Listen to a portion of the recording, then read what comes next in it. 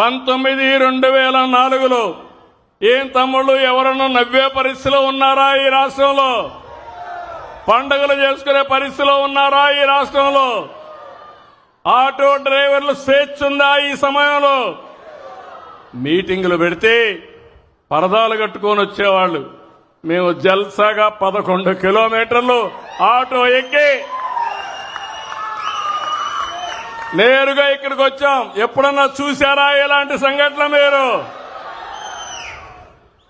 ఇంకో పక్క ఇక్కడ మీటింగ్ పెడితే పారిపోతారని గోతులు దువ్వేవాళ్ళు, కందకాలు తీసేవాళ్ళు. అన్నీ పోయినాయి. రాష్ట్రం విధ్వంస పాలైంది. నా జీవితంలో చాలా మంది వ్యక్తులు చూశాను కానీ మొన్న చూసిన విధ్వంసం నా జీవితంలో చూడలేదని చెప్పి కూడా నేను మీకు తెలియజేస్తున్నా. 1-2 కాదు, నాసి రకం మద్యం, పేదవాళ్లకు దక్కవలసినటువంటి ఇసుక, పేదవాళ్లకు ఇవ్వాల్సిన ఇండ్లో కూడా, ఇంటి జాగాల్లో కూడా బొక్కేసే పరిస్థితికి వచ్చారు. ఎక్కడ చూసినా ఇష్టారాజ్యంగా జరిగింది. అందుకే నేను మిమ్మల్ని అడుగుతున్నా, ఇలాంటి దుర్మార్గులు రాజకీయాలకు పనికొస్తారా తమ్ముళ్ళు అని మిమ్మల్ని అడుగుతున్నా.